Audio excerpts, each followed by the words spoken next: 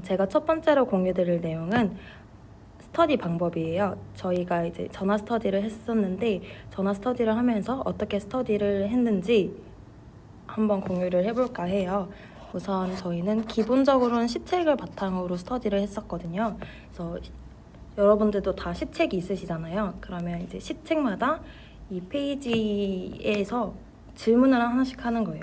예를 들어서 지금 3-3-1이 학교 민주시민 교육 강화니까 여기서 할 수 있는 질문은 제가 생각하기에는 가장 대표적으로 떠오르는 거는 학교 민주시민 교육 활성화 방안, 아니면 교과 내에서 민주시민 교육을 활성화하기 위한 방안, 아니면 민주시민 교육을 위한 교사의 역량, 이거를 서로 번갈아 가면서 물어주는 거예요. 그리고 서로 피드백 해주고 하는 것들이 실전에 엄청 도움이 됐던 것 같아요.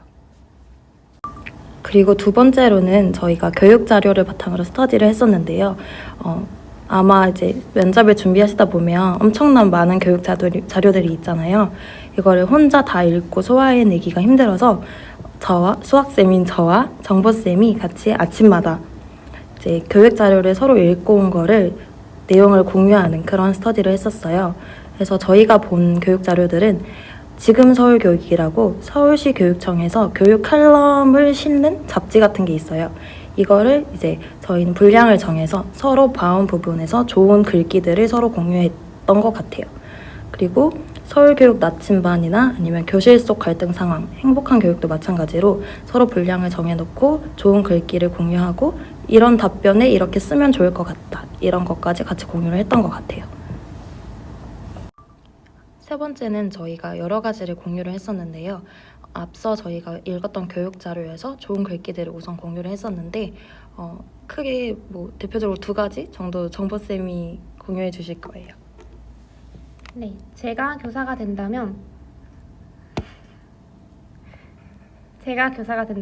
다문화로 분리하는 다문화 교육이 아닌 우리가 되는 다문화 교육을 실시하겠습니다. 이러한 글귀는 행복한 교육에서 가져왔던 글귀인 것 같아요. 이제 다문화 교육과 관련된 답변을 할 때 마지막에 이런 포부를 전달하면 이제 면접관들에게 좋은 점수를 얻을 수 있겠죠. 그 다음에 혼자 성을 쌓는 교사가 아니라 함께 길을 만드는 교사가 되겠습니다.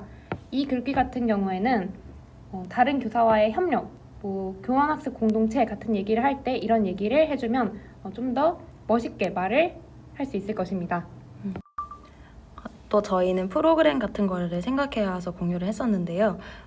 저희가 가장 좋아하는 최애 프로그램 3가지를 정보쌤이 소개해 주실 거예요. 먼저 내 친구 훈화 말씀이라는 프로그램을 이제 만들어 봤어요. 면접관이 이제 인성 교육을 위해서 어떤 것을 할 것인지 물어본다면 저는 내 친구 훈화 말씀이라는 프로그램을 실시하겠습니다 라고 말을 한 뒤에 이 프로그램에 대해서 설명하고 기대 효과까지 얘기하면 좀 더 면접관의 귀에 쏙쏙 들어오는 답변이 될 수 있겠죠. 한번 내용은 여러분들이 한번 참고해 보시고요. 두 번째로 오늘은 나도 특종 기자 프로그램. 이 프로그램 같은 경우에는 민주시민 교육에서 민주시민 교육을 어떻게 할지, 그러면 이 프로그램을 실시하겠다라고 말하기 위해서 만들어 놓은 프로그램이고요. 메이커 교육과 관련돼서 뚝딱이들이라는 동아리를 운영하겠다라고 말하려고 이제 만들어 놨어요.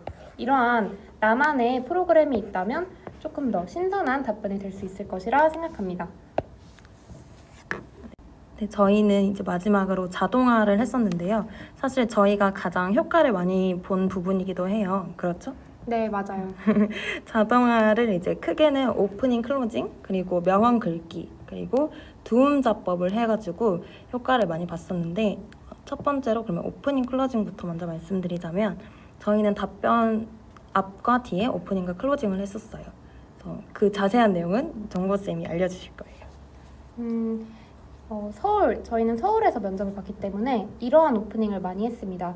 우리 서울교육은 창의적 민주시민을 기르는 혁신 미래교육을 지향하고 있습니다. 또는 시책에서 여러분들이 시책 주요 그런 정책들을 따서 이런 오프닝을 만드셔도 되고요. 어렵다면 이 오프닝 가장 첫 줄에 있는 질문에 따라서 어떤 교육이 참 좋은 교육입니다. 이렇게 만들어주는 것도 좋아요. 다문화에 대해서 물어본다면 다양한 문화를 존중하는 교육이 참 좋은 교육입니다. 이렇게 쉽게 말한다면 조금 막히지 않고 다음 문장들을 준비할 수 있게 되는 거죠. 그리고 클로징도 말씀드릴게요. 클로징은 다른 말로 재진술하고 천천히 요약하면서 하는 게 중요한데요. 그냥 어렵게 생각하시지 말고 앞에서 됐던 얘기를 요약하시면 된다고 생각하면 될 것 같아요. 그래서 여기 있는 거 읽어보면 제가 교사가 된다면 여러 가지 어려움에 처해 있는 다문화 가정 학생을 위해 따뜻하고 정의로운 학교를 만드는데 모든 노력을 쏟겠습니다. 이렇게 포부를 얘기해도 되고 아니면 앞서 말했던 걸 요약해도 되고 여러분들이 한번 연습해 보시길 바랄게요. 두 번째로 저희는 명언과 글귀를 자동화했었는데요. 유튜브를 찾아보면 이제 여러 선생님들이 명언이나 글귀를 많이 공유해 주시잖아요. 저희는 사실 명언이나 글귀를 많이 알지는 못해서 그런 것들을 많이 참고를 했었는데요. 근데 이런 것들을 저희가 스터디에서 어떻게 활용했냐면 이런 명언이나 글귀를 답변에 어떻게 녹일지를 많이 생각해 봤던 것 같아요. 예를 들어서 저희가 진짜 많이 답변으로 말하는 것 중에 협력학습 이런 게 있잖아요. 예를 들어서 첫째, 협력학습을 하겠습니다. 우리는 나보다 지혜롭다라는 말이 있습니다. 해서 이런 식으로 답변을 이어나가면 좀 더 답변이 풍성해 보일 수 있을 것 같아요. 마지막은 이제 문제 요령에 따라서 자동화를 한 부분인데요. 사실 이게 저희한테 가장 결정적인 도움이 됐었어요. 왜냐하면 저 같은 경우에도 이거를 써서 문제에 답변을 했었고 정보쌤 같은 경우에도 이거를 적용을 해서 문제에 답변을 해서 막힘없이 좋은 성적을 받았다고 할 수 있는데요. 문제를 풀다 보면 활성화 방안을 묻는 문제는 많아요. 그래서 그것도 많이 생각을 해서 답변이 술술 나와요. 근데 예를 들어서 인성교육을 위한 활성화 방안은 답변이 쉽지만 인성교육을 위한 교사의 역량, 자질 이렇게 하면 답변이 되게 어렵잖아요. 그래서 그 접근을 위해서 저희는 그 접근법의 두음자법을 따서 역량하면 세 가지를 생각하자. 소통, 협업, 자기 연찬을 생각했어요. 소통, 글씨를 너무 못 쓰네. 협업, 그다음에 자기 연찬을 생각했는데 이게 사실 만능 틀처럼 썼던 게 인성교육이든 민주시민교육이든 다 맞아 들어갔던 것 같아요. 이거를 저희는 진짜 한 주제를 몇 가지 엄청 많이 했잖아요. 그죠? AI 교육. 진짜 많이 해서 이제 다 끼워 맞추는 연습을 했었는데 실제로 저는 면접장에서 인성교육을 위한 교사의 역량을 이걸로 썼던 것 같아요. 그래서 소통하면 사실 이제 이 세 가지도 안 겹치지만 특히 대상도 안 겹치게 할 수 있는데요. 소통하면 학생과의 소통. 무슨 교육을 하든 학생과의 소통이 사실 다 모든 기본이잖아요. AI 교육이든 인성교육이든. 그래서 소통 역량이 필요합니다. 그래서 학생과의 소통을 통해 레포 관계를 형성하고 따뜻하고 허용적인 분위기에서 인성교육이 이루어져야 하기 때문입니다. 이런 식으로 답변을 할 수도 있고요. 그다음에 협업 역량하면 대상을 동료 교사로 두는 거예요. 아까 저희가 명언 말했었잖아요. 왜 우리는 나보다 지혜롭다? 이런 명언을 같이 쓰는 거예요. 제가 한번 해보자면 둘째, 협업 역량이 필요합니다.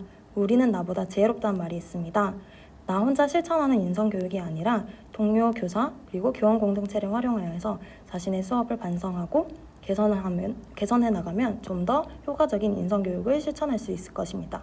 따라서 협업 역량이 필요하다고 생각합니다. 이런 식으로 하는 거예요. 그리고 마지막은 자기 연찬인데 이거는 나예요. 주체가 나예요. 그래서 저는 자기 연찬하면 항상 썼던 게 성찰일지였는데요. 그러니까 답변을 하자면 셋째, 자기 연찬 역량이 필요합니다. 그래서 교사는 자신의 교육을 되돌아볼 필요가 있습니다.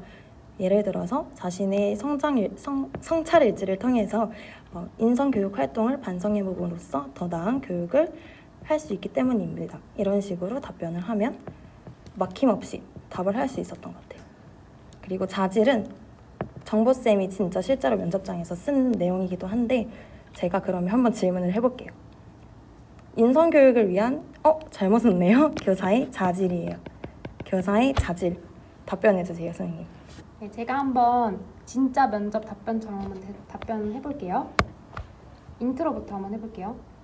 우리 학생들이 행복한 미래를 열어갈 수 있도록 힘을 길러주는 교육이 참 좋은 교육입니다. 그런 교육이 이루어지기 위해서는 인성교육이 선행되어야 할 것입니다. 인성교육을 위한 교사의 자질 3가지를 말씀드리겠습니다. 첫째, 교사에겐 존중하는 자질이 필요합니다. 교사가 먼저 학생을 존중한다면 학생 역시 교사를 존중하고 더 나아가 주변 친구들을 존중할 것이기 때문입니다. 서로를 존중하는 풍토가 곧 자연스럽게 인성교육으로 이어질 것입니다. 둘째, 학생에게 긍정적 기대를 할 수 있는 자질이 필요합니다. 교사의 긍정적 기대는 학생의 미운 오리 새끼라는 자아상을 아름다운 백조로 변화시킬 수 있기 때문입니다.